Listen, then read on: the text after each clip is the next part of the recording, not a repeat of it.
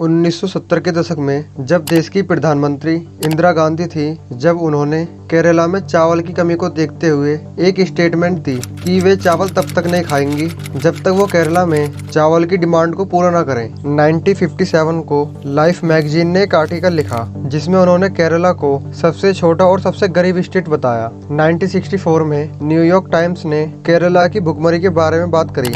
और अब इस ग्राफ को देखिए जो केरला और इंडियन एवरेज की पर कैपिटा इनकम का रेशो है। 1970s और 80s के दौरान केरला की इनकम 20% कम थी इंडियन एवरेज से, लेकिन ये चेंज होने लगा 1990s के बाद में। 2012 के लेटेस्ट डेटा के हिसाब से केरला की पॉवर्टी रेट सबसे कम है हमारे देश में। तो दोस्तों, आज की इस वीडियो में हम इसी टॉपिक के बारे में बात करने वाले हैं कि कैसे केरला, जिसमें एक समय पर चावल की कमी हुआ करती थी, वो कैसे आज इतना अमीर स्टेट बना। तो वीडियो को लास्ट तक जरूर देखें। Unveils the harmony of art and nature. Kerala has been the cradle of invading forces from time immemorial. Of invading forces.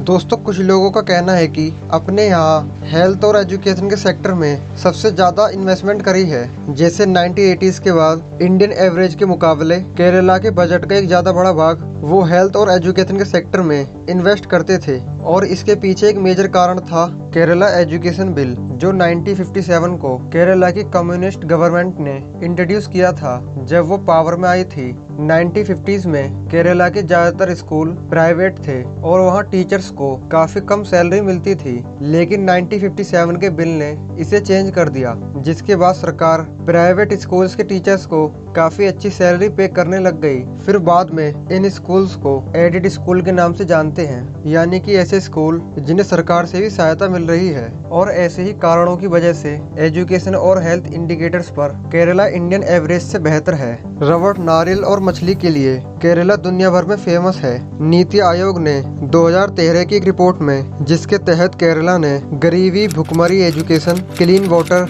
Gender equality जैसी 17 चीजों में खुद को ऐसा मैनेज किया है कि सरकार की तरफ से 75 पॉइंट के साथ केरला को इस रिपोर्ट में भारत के सबसे डेवलप स्टेट माना गया है। आज केरला का लिटरेसी रेट 96% है और वहीं जेंडर इक्वालिटी में भी केरला में 1000 पुरुषों पर 1048 महिलाएं हैं। लेकिन ये सब 1980 के बाद ही हुआ है। 1980 और 90 के दौर में केरला में प्रति व्यक्ति आय भारत की एवरेज प्रति व्यक्ति आय से 20% कम थी और 90 से 2000 के बीच यह आंकड़ा बराबर हो गया। लेकिन हैरानी तब हुई जब 2017 में केरला ने खुद को ऐसा रखा कि केरला की एवरेज प्रति व्यक्ति आय पूरे भारत में सबसे ज्यादा है। इस ग्रोथ के पीछे कारण साफ था।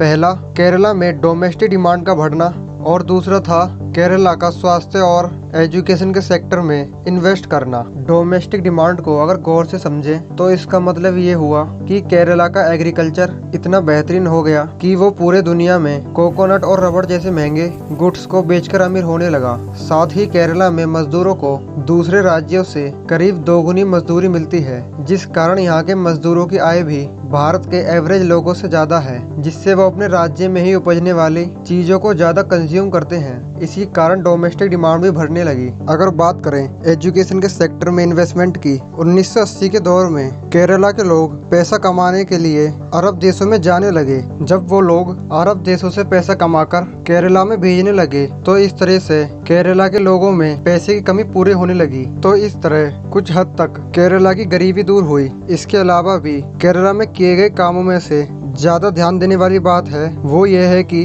केरला का 47% इलाका अर्बनाइज्ड हो चुका है, जो कि बाकी भारत से लगभग 10% ज्यादा है। और अगर आप फ्यूचरिस्टिक थिंकिंग की बात करें, जब टेक्नोलॉजी के मामले में पूरा देश खुद को आईटी सेक्टर में आगे बढ़ा रहा है, तो उस समय केरला की गवर्नमेंट ने तिरुवनंतपुरम में देश का पहला आईटी पार्क बनवाया, जो कि आज भी इंडिया का सबसे बड़े पार्क में से एक है। यह बात इसलिए नोट करने वाली है कि केरला ग्लोबल टेक्नोलॉजी को लेकर भी शुरुआत से ही काफी ओपन रहा है, जो उसकी तरक्की का एक और अहम कारण है। हालांकि सारी लिस्ट में टॉप करने के बावजूद इस सदी के तीसरे दशक में प्रवेश करते ही केरला की कुछ चिंताएं भी जरूर बढ़ गई हैं, जिसमें घटती पॉपुलेशन ग्रोथ रेट इनकी बड़ी चिंता है, क्योंकि आज केरला में ऐसे लोगों की संख्या ज्यादा है जिनकी एज 60 वर्ष से अधिक है। पूरे भारत में जहां पॉपुलेशन ग्रोथ 17% के करीब है, वहीं केरला में यह रेट 4% से भी कम है, जिनका असर उन्हें आने वाले 20 सालों में दिखेगा। क्योंकि जब राज्य में बुजुर्गों की संख्या ज्यादा हो जाए तो सरकार को ज्यादा पेंशन देनी पड़ेगी, जिससे कि गवर्नमेंट पे दबाव आएगा और साथ ही मेन पावर भी घट जाएगी, जिससे कि जो प्रोडक्शन और लेबर केरला में है वो आगे नहीं होगी, जिसकी वजह से प्रति व्यक्ति आय में फिर से कमी आएगी। तो दोस्तों, अगर आपको ये वीडियो इन्फॉर्मेटिव लगी है तो वीडियो को लाइक करें, चैनल को सब्सक्राइब करें और वीडियो को अपने दोस्तों को जरूर शेयर करें। मिलते हैं अगली ऐसी वीडियो में, जब तक के लिए धन्यवाद।